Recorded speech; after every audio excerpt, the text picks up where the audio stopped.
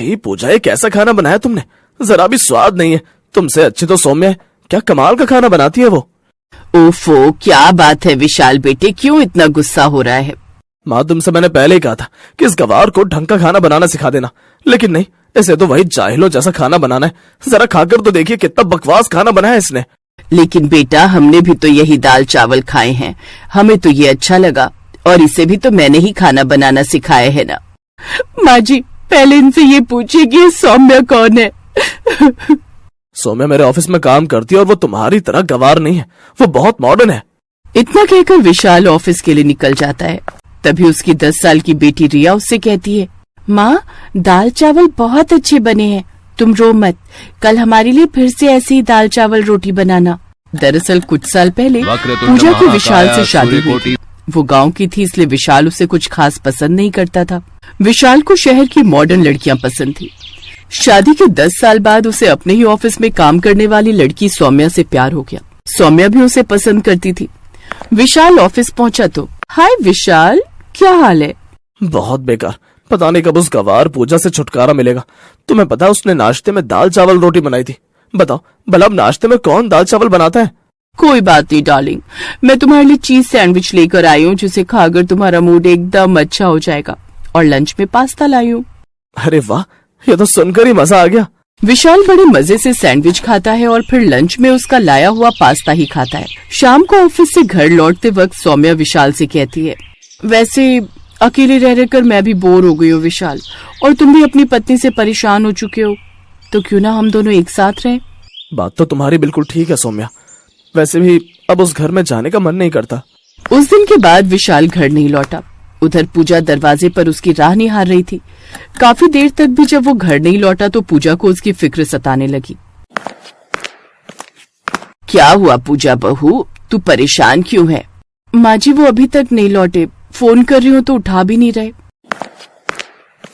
तू घबरा मत बहू, मैं अभी उसको फोन करके पूछता हूँ। मनोहर विशाल को फोन करता है। विशाल बेटे क्या बात है, तू अभी तक घर क्यों नहीं आया? यहाँ हम सब परेशान हो रहे हैं। बाबूजी अब आज के बाद मैं कभी नहीं लौटूंगा, कह देना अपनी उस बहू से मैं सौम्या के साथ खुश हूँ और अब से उसी के साथ रहूंगा। ये तो क्या कह रहा है? बिल्कुल ठीक कह रहा हूँ, मैं उस गवार पूजा के साथ नहीं रह सकता। विशाल ने ये कहकर फोन काट दिया। मनोहर माथा पकड़कर वहीं बैठ गया और रोने लगा। फिर उसने सारी बात सबको बताई। बाबूजी अब मैं क्या करूँगी, कहाँ जाऊंगी? माँ पापा ने ऐसा क्यों किया? माँ रो मत बहू, उसने तुम्हारे साथ ही नहीं हमारे साथ भी धोखा किया है। अब इस बुढ़ापे में हम कहाँ जाएंगे? मकान का किराया, घर खर्च सब कैसे होगा? इस सदमे से सभी घर वाले दुखी थे। कुछ महीने तक तो जैसे तैसे घर खर्च चलता रहा, लेकिन फिर बचत के थोड़े बहुत पैसे भी खत्म हो गए और एक रोज मकान मालिक किराया मांगने आ गया और किराया न दे पाने के कारण उन सबको घर से निकाल दिया। बेघर होने के बाद वो चारों एक टूटी फूटी झोपड़ी में जाकर रहने लगे। मुझे माफ करना माँ बाबूजी, मेरी वजह से आप सबको भी ये दिन देखने पड़ रहे हैं। तेरी वजह से नहीं बहू, बल्कि उस नालायक विशाल की वजह से। अब जो हो गया सो हो गया, अब हमें ये सोचना होगा कि आगे का गुजारा कैसे चलेगा। वही तो मेरी समझ में भी नहीं आ रहा है माँ जी। माँ इसमें सोचना क्या, जैसे दाल चावल रोटी बनाकर आप हमें खिलाती हो वैसे ही आप ठेले पर बनाकर बेचो, देखना कितने पैसे कमाओगी। आप तो जानती ही हो, शहर में रहने वाले लोग सारा दिन बाहर काम करके बाहर का तला भुना जंक फूड खाकर कितना परेशान हो जाते हैं और वो घर जैसा खाना ढूंढने लगते हैं। अगर आपके हाथ की वो स्वादिष्ट दाल चावल रोटी खाएंगे तो खुश हो जाएंगे। बात तो तुम्हारी बिल्कुल सही है रिया, ये विचार तो मेरे दिमाग में आया ही नहीं। लेकिन बहू इसके लिए पैसे कहाँ से आएंगे? हाँ बहू, हमारे पास तो फूटी कौड़ी भी नहीं है। तभी पूजा को अपना मंगलसूत्र याद आता है जो उसने गले में पहना था। वो गले से उस मंगलसूत्र को निकालती है और उसे सुनार की दुकान पर बेच आती है और उससे दाल चावल रोटी बनाने का सामान खरीदती है। फिर दाल चावल रोटी बनाकर ठेले पर बेचने लगी। पूजा जहाँ ठेला लगाती थी उसके पास ही काफी सारे ऑफिसेस थे, इसलिए उसका काम अच्छा चलने लग गया। अब पूजा गरम गरम रोटी दाल चावल बनाती और रिया सब ग्राहकों को प्लेट में डालकर देती और उनसे पैसे लेती। इधर विशाल भी रोज पास्ता बर्गर चाउमीन खाकर ऊब चुका था। आज डिनर में क्या बन रहा है सौम्या? पास्ता और ब्रेड बनाई है। ओफ यार, मैं तंग आ गया हूँ रोज रोज पास्ता सैंडविच और नूडल्स खाकर। तुम्हें रोटी सब्जी बनाने नहीं आते क्या? नहीं, और ना ही मुझसे घंटों रसोई में खड़े रहकर रोटियां बेली जाएंगी। रोटी खाने का इतना ही शौक है तो बाहर से मंगवा लो। अगर रोटी बनानी नहीं आती तो दाल चावल ही बना लो। तुमने मुझे क्या अपनी गवार बीवी की तरह समझ रखा है क्या, जो ये सब देशी खाना मुझसे बनाने को कह रहे हो? विशाल परेशान हो जाता है। वो उससे कुछ कह नहीं पाता क्योंकि सौम्या के साथ रहने का फैसला उसी का था। अब वो बिना कुछ खाए भूखे पेट ही सो जाता है। कुछ दिन बाद वो ऑफिस से लौटते हुए अपने घर जाता है, लेकिन वहाँ तो उसे कोई और ही मिलता है। जी यहाँ तो मनोहर जी और उनका परिवार रहता था ना? रहते होंगे, लेकिन पिछले 4 महीनों से तो मैं यहाँ किराए पर रह रहा हूँ। वो परेशान होकर वापस घर आ जाता है। इधर पूजा अब अच्छे खासे पैसे कमा रही थी। ये लीजिए आपके दाल चावल रोटी। वाह क्या स्वाद है इनमें, खाकर दिल खुश हो गया। ऐसा कर 1 प्लेट और लगा दे। सचमुच रोज जंक फूड खाकर तो मेरा पेट और दिमाग दोनों खराब हो गया था, लेकिन जब से दाल चावल खाने को मिले ना, ऊपर से रोटी भी साथ में, तब से तो घर के खाने की कमी पूरी हो गई है। ऐसे कुछ दिन बीत गए। एक रोज विशाल और उसका दोस्त उस ठेले पर आए, जहाँ विशाल पूजा को देख बहुत खुश हुआ और उसने उसे गले से लगा लिया। उसने पूजा से रो रो कर माफी मांगी। मुझे माफ कर दो, मुझसे गलती हो गई जो मैंने ये सब किया। तुम लोगों को मैंने कितना ढूंढा, तुम्हारे हाथों के दाल चावल रोटी खाने के लिए तो मैं तरस गया था पूजा। मुझे तुम सबकी बहुत याद आ रही थी। अब मैं तुम सबके बिना नहीं रह सकता। पूजा और रिया के साथ बाकी सब ने भी उसे माफ कर दिया। अब वो सौम्या को छोड़ हमेशा हमेशा के लिए वापस लौट आया। अब उसने वो नौकरी छोड़ दी और पूजा के साथ उसका हाथ बटाने लगा। कुछ ही समय में उन्होंने खुद का रेस्टोरेंट खोल लिया और खूब कमाई करने लगे। मदनपुर गांव में किशन और मदन नाम के 2 भाई रहते थे। किशन पैसे वाला था, जबकि मदन गरीब था। किशन एक ढाबा चलाता था।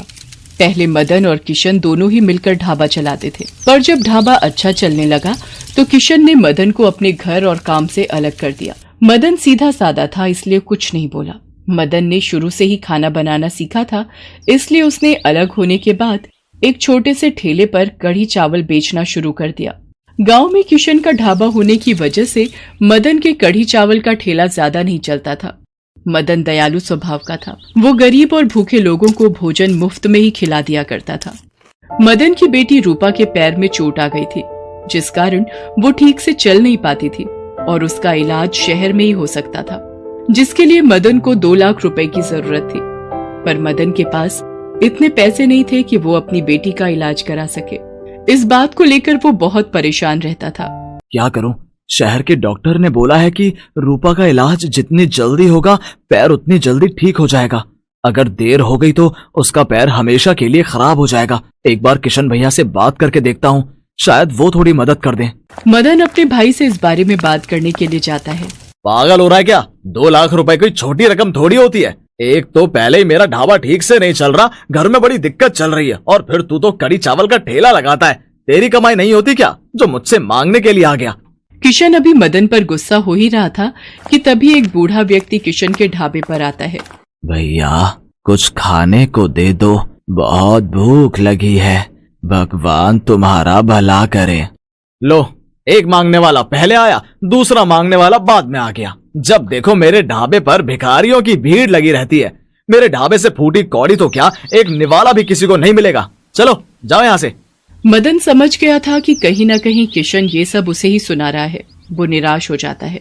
बूढ़ा व्यक्ति भूखा ही वापस जा रहा था। तभी मदन उसे आवाज लगाता है। अरे बाबा रुको, पास ही में मेरा ठेला है, वहाँ पर चलो, मैं कुछ खिलाता हूँ। मैं अपना ठेला लेकर वापस घर ही जा रहा था। ये कड़ी चावल हैं, ये तुम खा लो और अपने घर भी लेते जाओ। जीते रहो बेटा, भगवान तुम्हें जीवन की हर खुशी दे। कड़ी चावल को देखकर बूढ़ा व्यक्ति बहुत खुश होता है और मदन को दुआएं देता हुआ चला जाता है। मदन के मन में रूपा को लेकर बहुत चिंता थी। ऐसे ही दिन बीत रहे थे, पर मदन पैसों का कोई भी इंतजाम नहीं कर पाता। एक दिन मदन जब कढ़ी चावल का ठेला लगा रहा था, तभी वहां से कुछ साधु महात्मा गुजर रहे थे। सभी महात्मा बहुत भूखे थे। वो आपस में बात करने लगे। बहुत भूख लगी है। हम साधुओं को देखकर उस ढाबे वाले ने मुफ्त में भोजन खिलाने के लिए साफ मना कर दिया। एक बार इस कड़ी चावल के ठेले वाले से पूछते हैं, शायद ये हमारी कोई मदद कर दे। हाँ हाँ, पूछ कर देख लेते हैं, नहीं तो भूखे ही मंदिर की ओर बढ़ जाएंगे। बेटा बहुत भूख लगी है, क्या तुम हमें कुछ खिला सकते हो? हाँ हाँ महात्मा जी, ये तो मेरा बहुत बड़ा सौभाग्य है कि आप मुझ गरीब के ठेले के कड़ी चावल खाओगे।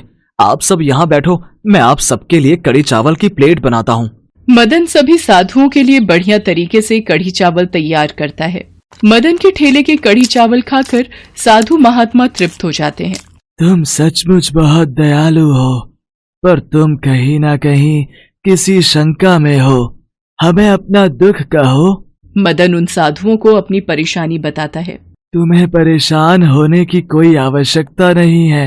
हम तुम्हें एक ऐसा मंत्र बताते हैं जिसकी सहायता से तुम जब भी कड़ी चावल बनाओगे तो वो दुगने हो जाएंगे और उनका स्वाद भी बहुत बढ़िया हो जाएगा।